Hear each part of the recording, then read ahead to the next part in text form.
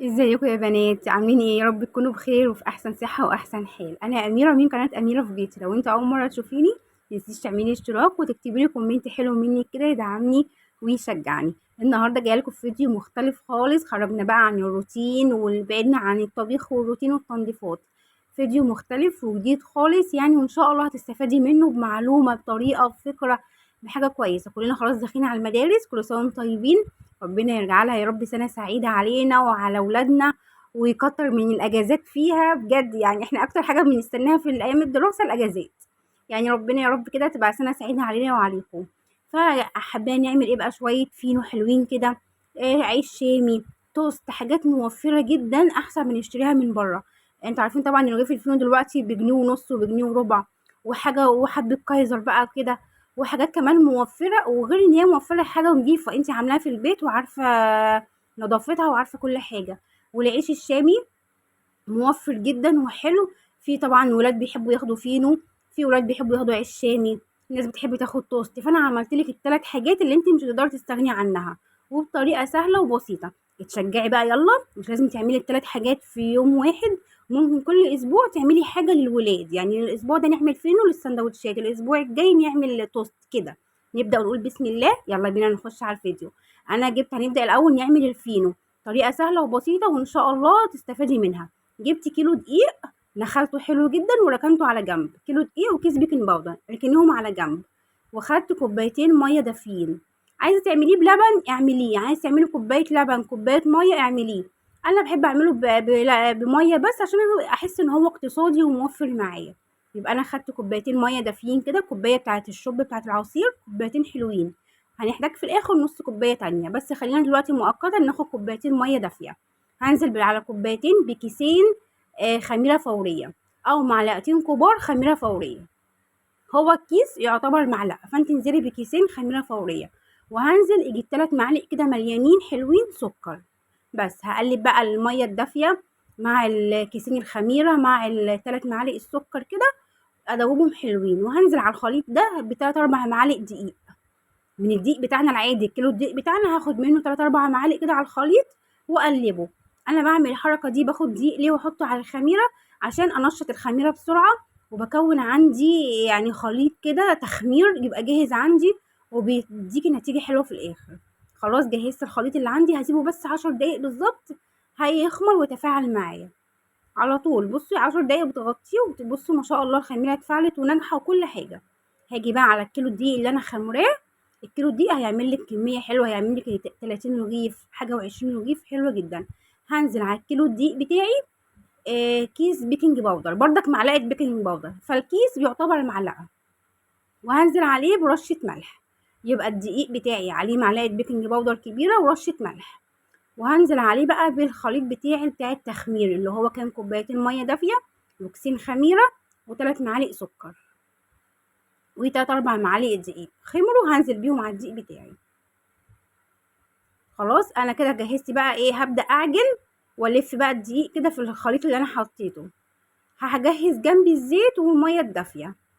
هما كوبايتين الميه مش هيعجنوا لي الكيلو الدقيق، هحتاج كمان يجي نص كوبايه. عشان كده هخلي جنبي الميه الدافيه وخلي الزيت. ما ننساش معلقه الخل. جبت كده ازازه الخل، حطيت تيجي معلقه خل كده على ايدي ونزلت بيها على العجين.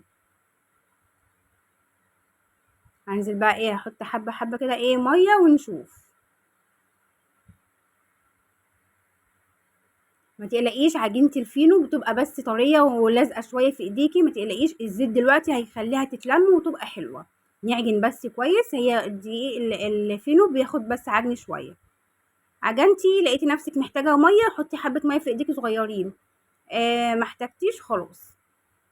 هاخد ايه دلوقتي حبة زيت، وهعمله الزيت كده. هحط حبة زيت في ايدي كده يجي 4 5 معالق والف ايه واحطها على العجينة.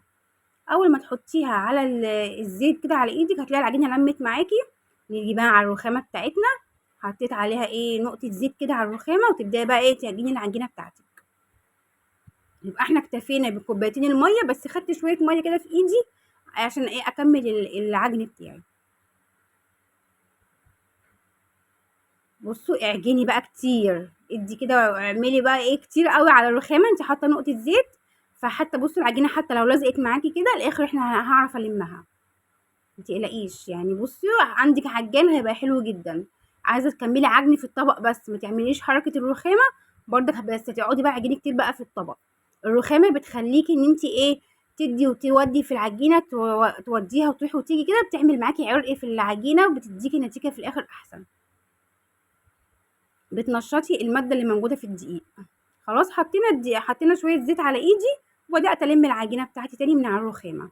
بعد ما قعدت اعجن فيها يجي 5 دقايق، بصوا العجينه خلاص اتلمت معايا وبقت حلوه. هي عجينه الفينو زي ما قلت لك بتبقى بس ايه، طريه شويه، بتلزق في الايد شويه. متقلقيش خالص، عجينتك ناجحه وزي الفل. يبقى الكيلو الدقيق خد معانا كام؟ خد معانا كوبايتين ميه. خلاص هطلع بقى ايه العجينه من ايدي كده، وبرضك ايه لسه بكمل فيها كده، وهغطيها واسيبها تخمر. الجو حر طبعا، ربع ساعة نص ساعة بالكتير، بس هي ربع ساعة هتلاقي الدنيا خمرت وبقت العجينة كويسة معاكي. بصوا خلاص، هو الزيت انت ما تحطيش زيت كتير، يعني في الاول وانت جايه تلمي العجينه، في الاخر هتحطي يجي 4 5 معالق في ايديكي وتعملي بقى العجينه. حطيتي العجينه بتاعتك على الرخامه زي وقعدتي تعجني فيها حبه حلوين، ولقيتيها لزقت في الرخامه، متقلقيش، حطي شويه زيت كده بردك على ايدك يجي 5 معالق، وهتلاقي نفسك ايه، بتلمي معاكي على طول. ما شاء الله اللهم بارك. بصوا خمرت ازاي، يعني انا سبتها يجي نص ساعه عشان كنت بعمل حاجه تانية، فخمرت قوي يعني ما شاء الله. العجينه لزقت طبعا في الكيس عادي خالص، كيس التلاجة عادي بنفتحه ونحطه. لمي العجينه بقى بايديكي كده، وايه جهزي بقى الرخامه بتاعتك. اليوم اللي تعملي فيه مخبوزات او كده او هتعجني، يبقى الرخامه عندك زي الفل، وكل حاجه حواليكي رايقه، عشان هتحتاجي الرخامه كلها وما تحسيش ان الدنيا زحمه حواليكي. هبدا بقى مسحت الرخامه بنقطه زيت، هبدا بقى ايه زي العسل كده، ايه اكور العجينه بتاعتي كور كده صغيره على قد ايه البيضايه. كورتي الكور الصغيره حلوه هيطلع لك الفينو صغير، كورتيها كبيره شويه هيطلع لك الفينو كبير وتخين. فده حسب المقاس اللي انت عايزاه من الفينو. عايزه كايزر، فينو اللي هو صغير الكايزر الرفيع ده الكايزر، يبقى اعملي كوره صغيره شويه. عايزاه فينو عادي طويل بس تخين، يبقى تعملي كوره كبيره شويه. وانتي بالممارسه مره على مره هتعرفي الحجم اللي انت عايزاه. نكور بقى العجينه كده، نعملها ايه، ندحرجها في ايدينا كده، وايه تبقى حلوه على قد شكل البيضايه كده. جيت بقى في اخر حته عجينه، انا عايزه اعمل كام واحده كايزر كده برضك للبنات عندي، يا دوب هعمل 4 كايزرات بس. الكايزر هي نفس العجينه، بس بكبر الكوره بتاعتي، يعني باخد حته عجينه كده كبيره كوره، وادحرجها كده في ايدي، اسويها بصوابع ايديا كده بس، واحطها. يبقى عندي صينيه ألمونيا دهناها فرشه كده بزيت خفيف، واحطها فيها. شايفين؟ يبقى هي نفس الكوره بتاعت رغيف الفينو بس كبيره بس، وهسيبها تخمر في الصينيه على طول كده، هتخمر على طول مش هتحتاج حاجه تاني.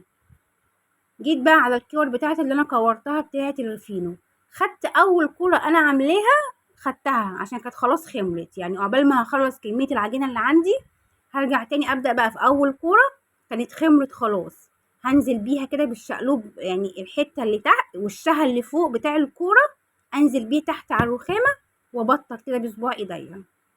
متنسيش بردك ندهن الرخامه بمنديل كده او بالفرشه نقطه زيت، وابدا ايه بقى ابرم. هتشوفوا تاني اللي هعمل معاكم واحده واتنين وتلاته.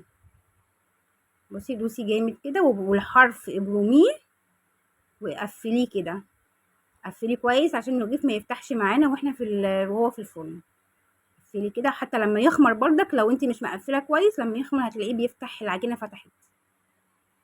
خلاص نديله بقى برمة على الرخامه كده، ونجيب صينيه ألمونيا اي حاجه زي ما قلت لكم، مسحها بالفرشه كده مسحه زيت، واحط اللي انا عامله.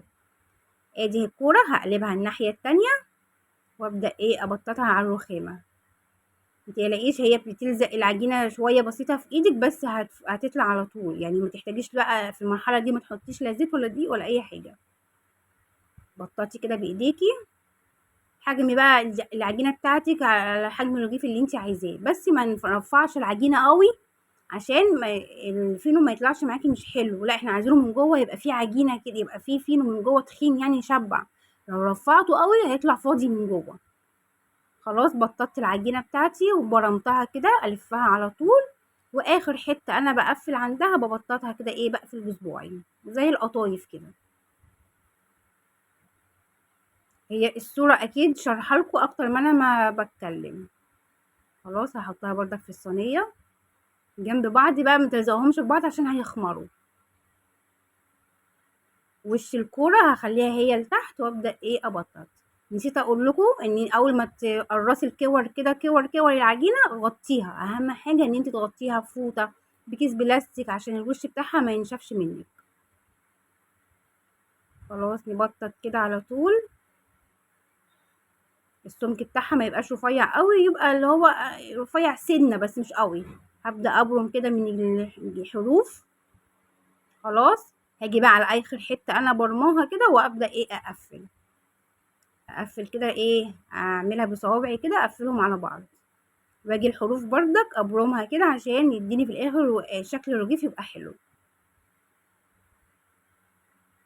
طول ما انت بتعملي الحاجه بحب كده وحاجه حلوه لولادك صدقيني هتطلع معاكي ناجحه. وما تقلقيش من اول مره، مش يعني لازم اي حاجه هتجربيها اول مره مش هتظبط معاكي. اول مره وحشه، تاني مره هتطلع معاكي تحفه، تالت مره احلى واحلى واحلى. فانت ما تتضايقيش من اول مره، لا عادي خالص. خلاص عملت الفينو، عملته في السيجان صوابع كده. الكيلو طلع معايا يجي 27 رغيف غير الاربعه الكايزر. مع ان لو ما عملتش الاربعه الكايزر كانوا هيطلعوا معايا 32 رغيف. تمام هسيبه يخمر حلو جدا يجي نص ساعه. بصوا دي اول صينيه انا عاملاها، هسيبتها تخمر وخلاص بقى، وهركن الباقي على جنب، هغطيه كده بقماشه او بطرحه عشان يخمر بردك براحته. وده الكايزر بردك خمر وارتفع وبقى حلو. طب انا الكايزر عايزه احط عليه سمسم، عايزه احط عليه حبه البركه. هاتي حبه لبن صغيرين وفرشه، بس بالراحه جدا وانتي بتعوصي الكايزر من على الوش باللبن، علشان لو ايدك تقيله هتهبطيه. التخمير اللي احنا عملناه لو ايدك تقيله في الدهان كده هتهبطيه والتخمير هيروح.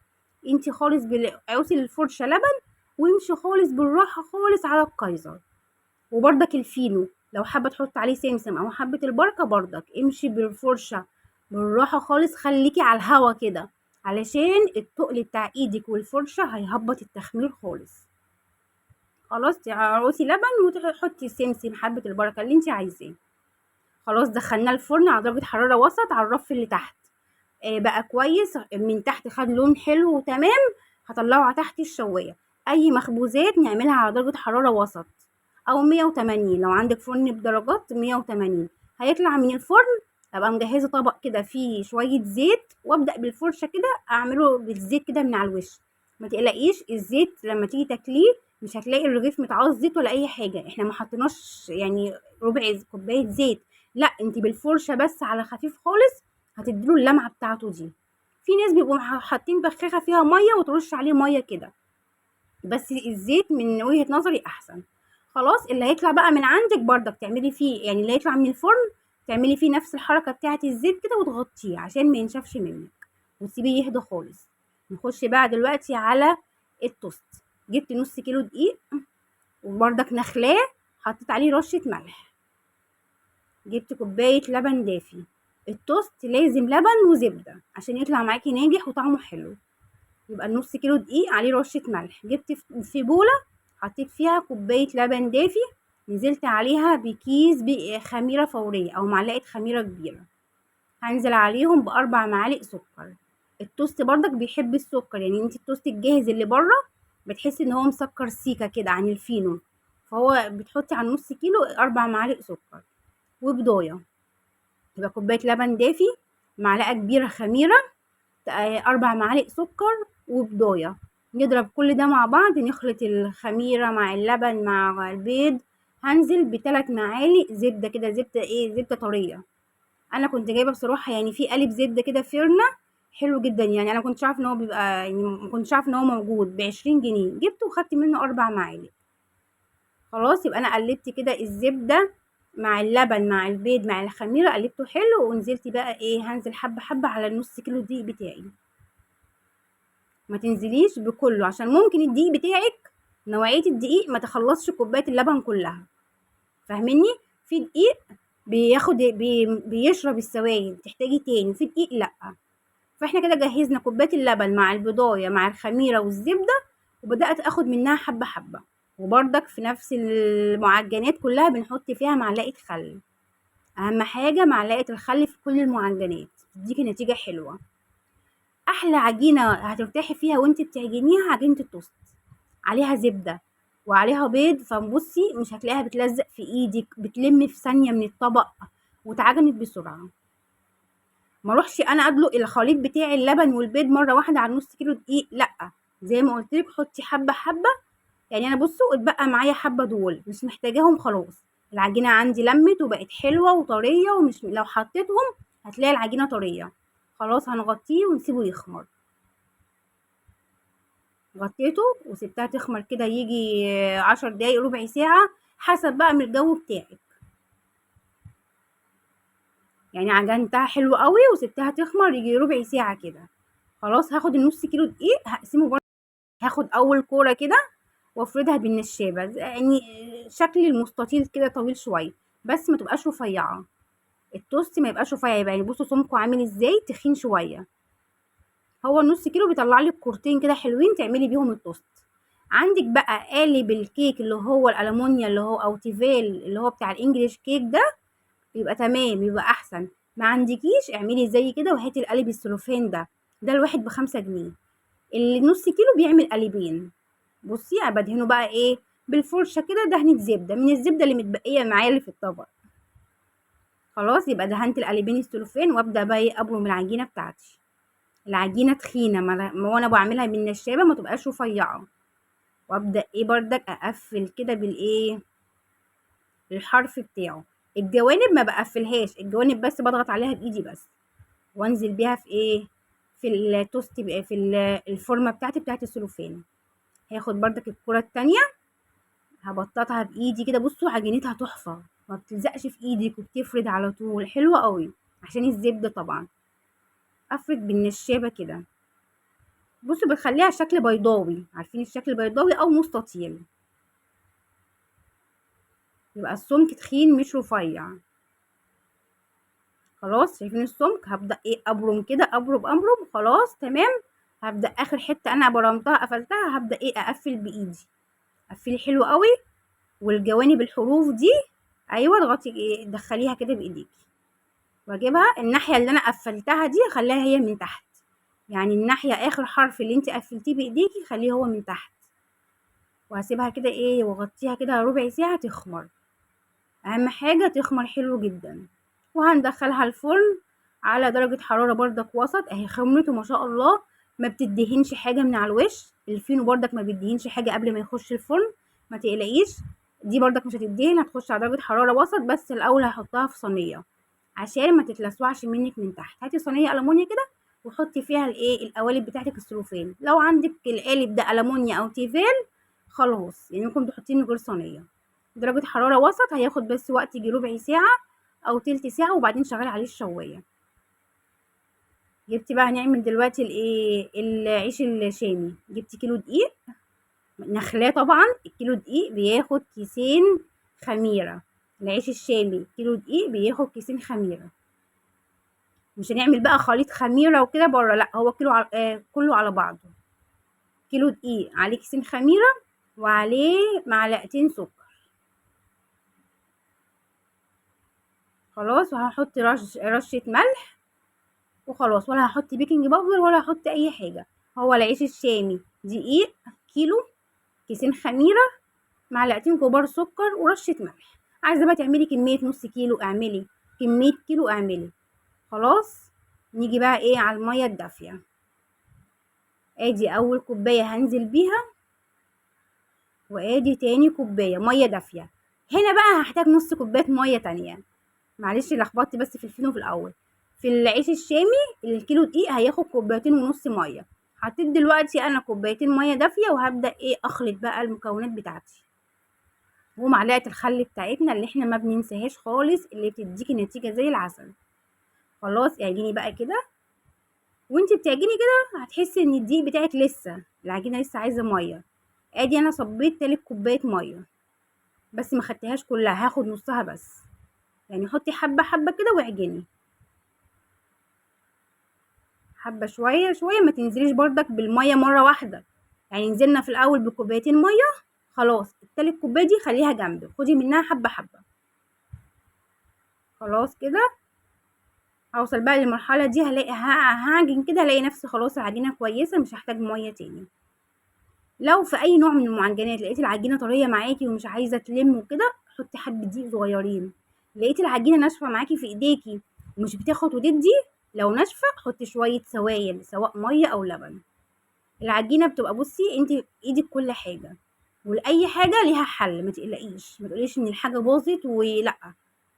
خلاص عجنت، حطيت 4 أو 5 معالق زيت. بصوا انا خدت نص كوباية مية بس، وبوريكم النص التاني. يبقى انا خدت كوبايتين ونص مية على الكيلو الدقيق عشان اعمل العيش الشامي. خلاص عجنتها ب5 معالق زيت في الاخر ولميتها وبقت حلوة. الحاجة الوحيدة اللي هتاخد معاكي بس عجن شوية هو الفينو، بس بيديكي في الاخر نتيجة حلوة وكل حاجة. ادي العجينة بتاعتي، دهنت البولة بتاعتي شوية زيت وحطيتها، هسيبها تخمر براحتها. التوست بتاعنا قلت لكم هيخش الفرن، هيطلع من الفرن بعد ما ياخد اللون الحلو. سيبيه يبرد، اهم حاجة التوست يسيب يبرد ساعتين 3، وبعدين يتقطع كده واحدة واحدة، يطلع معاكي تحفة. هوريهولكوا في الاخر. دي بقى العجينة اللي انا سبتها تخمر بتاعة العيش، اوعوا بس تتوهوا مني. ماشي، سبتها تخمر يجي 10 دقايق ولا ربع ساعة، الجو سخن، المطبخ سخن والدنيا حر، هتخمر معاكي على طول. ابدأ بقى اجيب صينية على الرخامة نفسها، ارش شوية دقيق كده حلوين، وابدأ اقرص العيش بتاعي. اقرصه يعني اعمله كور كده صغيرة.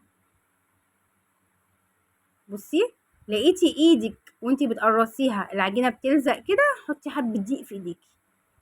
العيش الشامي بيحتاج دقيق كتير، وانتي بتعمليه على الرخام هنحط دقيق، في ايدينا هنحط دقيق، علشان العجينة هتلاقيها بتلزق سيكة كده بسيطة.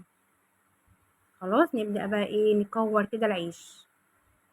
نفس الكلام، هتعملي الكورة كبيرة يبقى هتطلعي الرغيف تخين وكبير، هتعملي الكورة صغيرة شوية او البضاية دي صغيرة شوية قد البيضة، هطلع لك الرغيف زي الشامي الصغير كده وحلو. انتي برضك مرة على مرة هتتعودي وهتعرفي كل حاجة، هتعرفي ايه الحجم المناسب ليه العيش عشان يطلع معاكي ناجح وحلو. ابدأ بقى اكوره كده، اقرصه، وانا حاطة في الصينية دقيق عشان ما يلزقش. يكفي ان الحاجة احنا عاملينها بحب كده لولادنا، حاجة نظيفة موفرة طبعا. خلاص قرصت بقى العيش بتاعي، العجينة بتاعة العيش، وسبته، وانت عقبال ما بتخلصي العجينة بتلاقي الصينية الأولانية اللي انت عملتيها خمرت. خلاص هجيب بقى جنبي كده، هاتي ملاية او قماشة كبيرة كده عشان هنحتاجها، هقولك دلوقتي هنحتاجها في ايه. انا جبت مفرش من بتاع السفرة، حطيت شوية دقيق في الرخامة، وخدت الأول كورة أنا عملتها كانت خمرت، خدتها وبالنشابة كده، بصي ما تفرديهاش، يعني خليها مدورة قد القرصة كده أو قد رغيف العيش الصغير. تحكمي كده بقى في النشابة عشان يطلع لك الشكل مدور. خلاص السمك بردك ما يبقاش رفيع قوي ولا تخين قوي، لا السمك وسط. بصوا بقى، انا بحط الرغيف لما بعمله على الكيس او على القماشة بتاعتي، علشان لما يخمر اعرف اشيله، يعني ارفع القماشة كده على ايدي اشيل الرغيف. لو انا حطيت العيش بتاعي على الرخامة على طول يخمر، هاجي اشيله هلاقيه لازق في الرخامة، هبوظ التخمير بتاعه. لكن لما تحطيه على قماشة، ملاية، فوطة، طرحة، كيس مشمع، اي حاجة هتحطيه عليه هيخمر، هتيجي تشيليه، هتتني الحرف بتاع القماشة او الكيس بتاعك وتحطيه على كف ايدك وتروحي تحطيه في الطاسة. فاهميني؟ احنا كده مش هنحافظ على التخمير بتاعه، مش هضيع التخمير بتاعه بالمسك بتاع ايدي. زي ما قلتلك بنحط دقيق على الرخامة قبل ما نفرد العيش. بصي حبة دقيق كده حلوين، وحطيت الكرة بتاعة العيش وعليها دقيق من فوق، وابدأ افردها بالنشابة بتاعتي على قد حجم رغيف العيش اللي احنا بنجيبه الشامي، واغطيه عشان يخمر بقى. حبة دقيق، وادي الكورة بتاعة العجينة بتاعتي بتاعة العيش، وعليها من فوق حبة دقيق. وهدوره كده بالنشابة عشان يطلع شكل مدور زي رغيف العيش الشامي اللي احنا بنجيبه. بصوا بحطه كده واغطيه على طول. مش عايزه تعملي على الرخامه، عندك القرمه اللي زي دي، معرفش اسمها ايه، قرمه حطي عليها هتبقى احسن برضك. هنخلص بقى الكميه بتاعتنا لغايه لما العيش يرتفع كده ويخمر. بصي بعمل ايه، رفعت المشمع العيش على ايدي بالمشمع كده، هروح احطه في الطاسه على طول على البوتاجاز، بس على نار هاديه شويه. امسح الطاسه بتاعتي بالفرشه فيها زيت، نقطه زيت صغيره خالص، امسح الطاسه بتاعتي وهبدا انزل بالعيش او الرغيف كده، انزل بيه على طول. انا كده كنت عملت كام رغيف كده في الاول، وكنت الكاميرا اكتشفت ان هي مش شغاله، فعملت لكم بقى كام رغيف تاني كده بنكمل مع بعض. اول ما بتحط رغيف العيش كده على نار هاديه وسط يعني على خفيف، بتلاقيه بصي قب معاكي كده وعالي. بصي عايزاكم بس ايه، هو لونه فاتح فمش الاضاءه مش باينه قوي. بصي هيرتفع معاكي. ما بين بقى كام رغيف وكام رغيف كده امسحي الطاسه بالفرشه بالزيت. بصوا بيعلى ما شاء الله وبيرتفع على نار هاديه.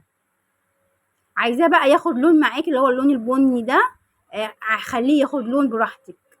اللون البني لما بيتعمل فيه بحس ان هو بينشف، فانا عشان كده بطلعه ابيض شويه، بطلعه فاتح شويه عشان يفضل طري معانا وحلو.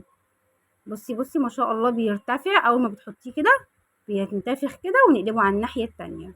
خلاص ببقى مجهزه جنبي إيه فوطه بردك او طبق فيه قماشه، وبطلع فيه واغطيه عشان بردك يفضل معاكي طري وحلو.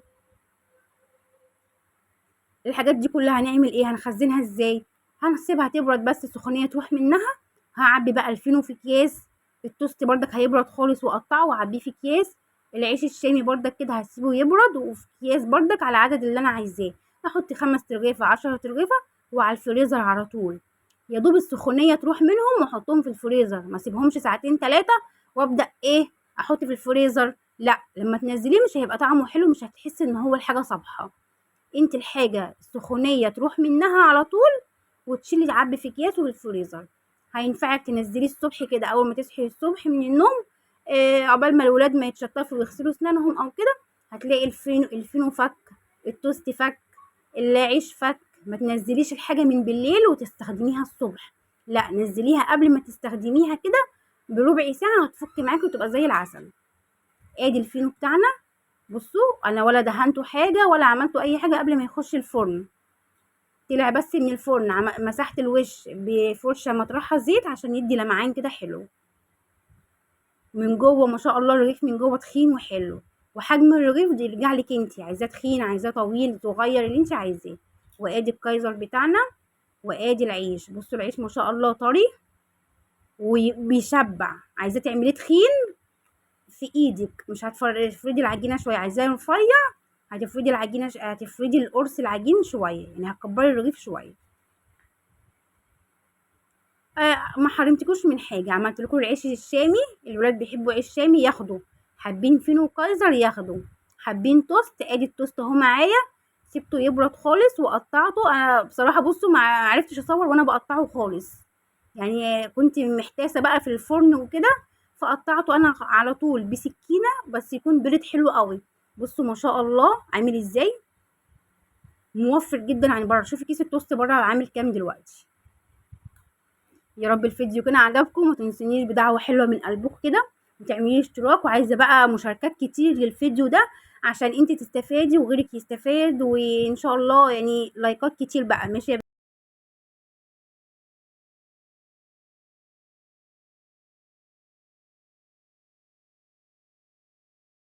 ولو انت اول مره تشوفيني او تزوري القناه، ما تنسيش تعملي اشتراك وتخشي على الفيديوهات اللي عندي كلها تشوفيها، وان شاء الله تعجبك. انا اميره من قناه اميره في بيتي. السلام عليكم ورحمه الله وبركاته.